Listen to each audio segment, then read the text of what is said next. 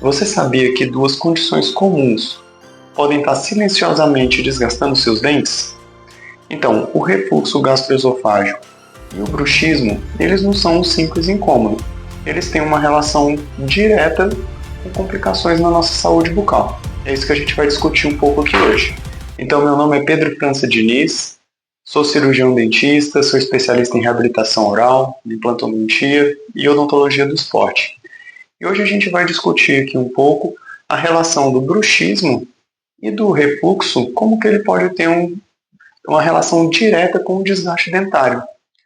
Se você já observou alguma vez dor na articulação mandibular, na ATM, hipersensibilidade, lesões cervicais não cariosas, algo de errado está acontecendo e a gente precisa de uma investigação. Então a gente vai entender como que essas duas relações, esses dois problemas, tanto o bruxismo quanto o refluxo, como eles podem interferir diretamente na nossa saúde bucal e como que a gente pode fazer para se proteger disso. Então, para a gente poder iniciar e entender um pouco todo esse contexto, a gente precisa saber o que é o bruxismo. O bruxismo ele nada mais é do que o apertamento ou ranger dos dentes. A gente pode fazer isso geralmente de maneira inconsciente, dormindo, e a gente pode fazer também o bruxismo acordado, que se chama bruxismo de vigília, que a gente realiza o apertamento de maneira consciente. E isso está muito relacionado a quadros de estresse, quadros de ansiedade. Então a gente classifica o bruxismo como um possível causador de um desgaste dentário mecânico. Então, a gente já viu agora a questão do bruxismo, nós temos também o refluxo. O refluxo ele é quando a gente tem aquela volta do ácido gástrico, que a gente sente o ácido gástrico vindo pelo esôfago, podendo vir para o esôfago e também para a boca. Então aquela sensação de azia, de aquele desconforto abdominal, aquela sensação de queimação são sinais, são sintomas do refluxo. E o refluxo ele vai proporcionar para a gente um outro tipo de desgaste no dente, que a gente chama de erosão dentária, que são o desgaste através de uma reação química. A gente já viu em algumas pesquisas recentes a conexão entre o bruxismo e o refluxo. Quem sofre de refluxo gástrico, a gente conseguiu visualizar nesses estudos uma predisposição maior ao bruxismo. Porque através do desconforto do refluxo, a gente leva um aumento na atividade muscular da mandíbula. Então a gente fica com uma predisposição maior, por essa musculatura estar mais ativa, de realizar esse apertamento. Então, o refluxo e o bruxismo juntos, eles potencializam esse desgaste nos nossos dentes e gerando um ciclo vicioso. Então, vamos fazer um exemplo aqui. A gente tem o refluxo, que vai gerar aquele desgaste químico. Então, ele vai corroer a estrutura do esmalte do nosso dente. Ao longo do tempo, esse esmalte vai se perdendo. E aí a gente vai, a partir do momento que a gente tira esse esmalte da estrutura dentária, a gente vai expor dentina, que é um tecido muito mais orgânico. Então, ele é um tecido mais delicado. E quando a gente realiza o bruxismo, a gente vai potencializar o desgaste do esmalte e estimular ainda mais o desgaste da nossa dentina. Então, a gente vai deixar algumas imagens aqui de pacientes jovens. Essa imagem que a gente vai colocar aqui de um paciente de cerca de 30 anos, com desgastes severos, perda de dimensão vertical, sensibilidade crônica. Então foi um quadro que teve os dois sintomas associados e a gente potencializou muito rápido o quadro clínico desse paciente. A gente pôde observar nos estudos também que quando a gente tem a associação do bruxismo junto com o refluxo e o bruxismo de vigília, a gente piora ainda mais esse quadro, quando o bruxismo de vigília está como sintoma também, não somente o noturno. Percebe que é muito importante a gente entender a relação desses dois quadros clínicos e como isso pode ter um impacto severo na saúde bucal do nosso paciente.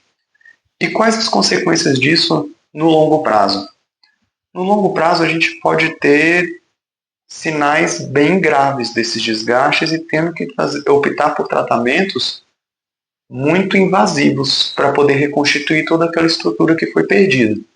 Então, tem alguns sintomas que a gente pode observar, o paciente mesmo consegue observar para poder entrar em um estado de alerta e poder procurar ajuda de algum profissional. São eles: o desgaste dentário nítido, a gente vê um alisamento da estrutura de dente, diminuição do tamanho dele, uma sensibilidade muito severa com gelado, com quente, as lesões cervicais não cariosas, que a gente vai deixar as imagens aqui também para vocês entenderem o que é essa lesão cervical não cariosa, aumento do risco de lesões de cárie, porque através do refluxo a gente está sempre em contato com ácido. E o ácido na cavidade bucal, diminuindo o pH da nossa saliva, a gente tem um meio propício para as bactérias agirem, as bactérias que são as causadoras da cárie. E, igual a gente falou no início, quando a gente está com esse quadro instalado, a gente tem, infelizmente, tratamentos mais complexos, tratamentos extensos, geralmente de boca inteira, para poder reconstituir toda uma mordida que foi perdida.